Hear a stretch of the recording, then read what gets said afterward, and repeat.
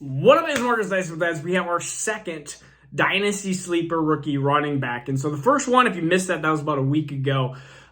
We did our first sleeper. And so last couple of years, we've hit on James Robinson and we've hit on Elijah Mitchell. So I know a lot of people are like, oh, who are a couple running backs that you are targeting? And one of my favorite targeting running backs, and we'll have to see where he goes in the NFL draft.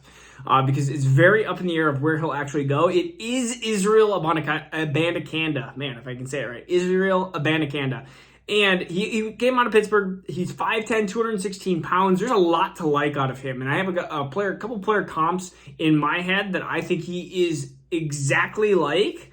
And this is almost weird because there's a lot of times it's hard to find player comps for certain players like Devin A-Chain. Like it's very hard to find a player comp for him. But there are one or at least two player comps in my head that I have Israel Abanikanda that have had success actually in fantasy football as well. And so you look at some of what he does. 4.44 40, 4.39 at the pro day. He is fast.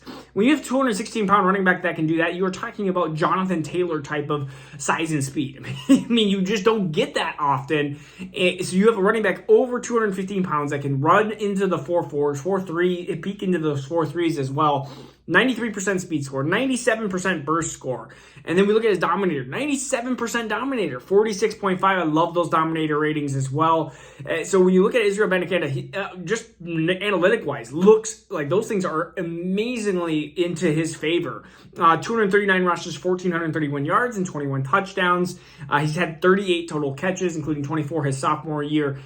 He's not even 21 yet, and he won't be 21 until after the season starts. And a lot of people are wondering, like, well, why in the world is Israel Abanikanda not more well-known or why is he not the running back 3 instead of Zach Charbonnet, or why is he not up there in some of the conversations? And really it is partly because he does have some areas that he needs to work into, and part of that is receiving. He doesn't have an extensive route tree. He really doesn't.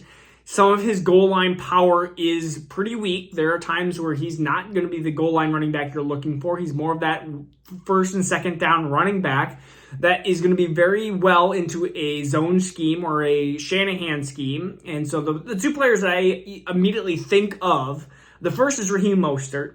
Raheem Mostert was extremely fast, and they even had him at 22 miles per hour in certain speed scores throughout his time in San Francisco. And was very successful in San Francisco when he was healthy.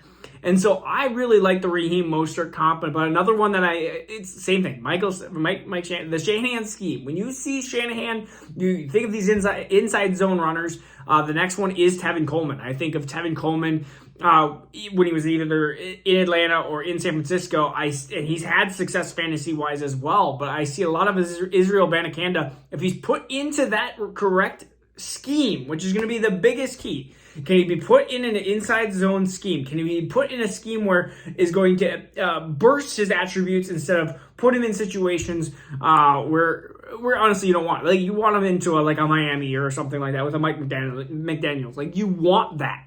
That would be those are perfect situations. So Israel, it's going to be like, part of it's going to be like, where is he going to be drafted? How high is he going to be drafted?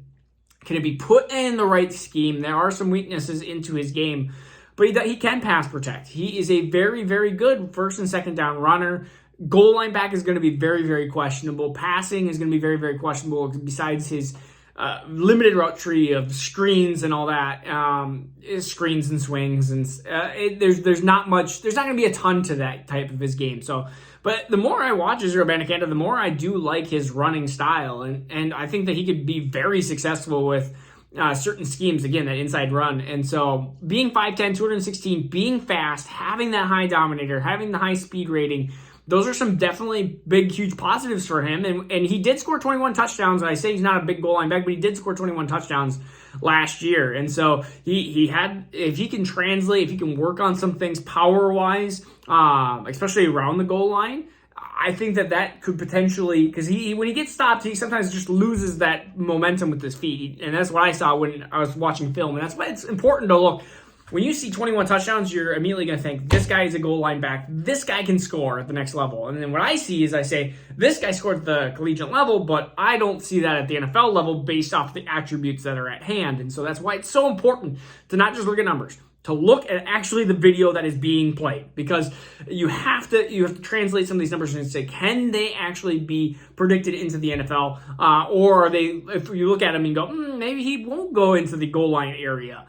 So I like Israel Abanikanda. These are going to be running backs that are going to have some holes in their games. I think that he will be probably around, if I were to predict right now, I'm going to say round 4. I'm going to say round 4, round 5. I think he's going to be right in there. I don't think he's going to be a round 3 pick, round 2 pick. I think he's going to be picked into that Elijah Mitchell area. And that's perfectly fine, because Elijah Mitchell, as soon as we saw that situation in San Francisco, I was like, man, goodbye Trey Sermon. I'm picking up you, Elijah Mitchell, because you are what I exactly envisioned for that San Francisco team. And I really like Elijah Mitchell. So you have to figure out, again, Israel Abanikanda might get drafted 2 rounds later than a running back, like Aaron Jones, like Elijah Mitchell.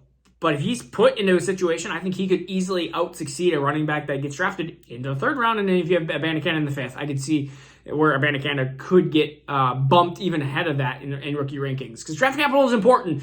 But honestly, sometimes we've seen the players that are drafted 2nd be better. And we've seen that with certain wide receivers. We've seen that with certain running backs as well, too. Some running backs just don't even ever get onto the field. Like Keyshawn Vaughn, or even Zach Moss has been kind of not really on the field much. So you got to go sometimes with your gut feeling, and Israel Abanikanda is one of my top sleeper running backs this year. All right, so this is Marcus Dynasty Dad. Peace out. We'll see you again very soon.